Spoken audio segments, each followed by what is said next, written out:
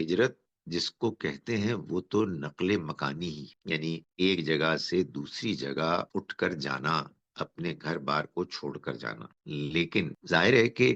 محض ایک جگہ سے دوسری جگہ جانا یہ یعنی ہجرت کے لیے کافی نہیں ہے، بلکہ ہجرت میں یہ چیز آپ سے آپ شامل ہے کہ آپ نے ایک جگہ کو چھوڑ کر دوسری جگہ کا انتخاب کیا ہے، اس لیے کہ جس جگہ آپ رہ رہے تھے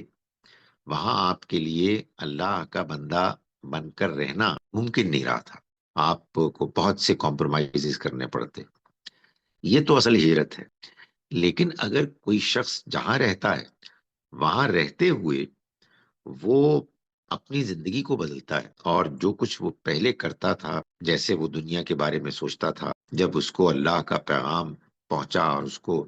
صحیح اصل حقیقت معلوم ہوئی، اس نے اپنے رویے کو بدل دیا۔ تو یہ ہجرت ہی کی طرح کا ایک عمل ہے،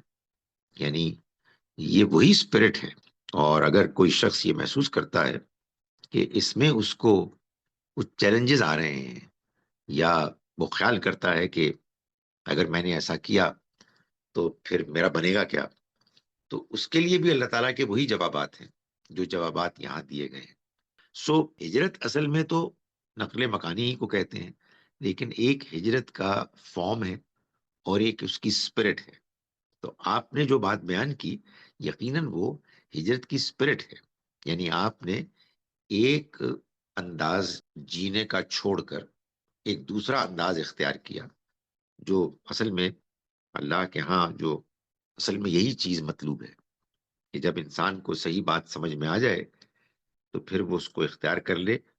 اور اس کے لیے اس کی خاطر وہ جو بات صحیح نہیں تھی اس کو چھوڑ دے۔ تو یہ چھوڑنے کا عمل ظاہر ہے ہجرت ہی کی طرح کا عمل ہے۔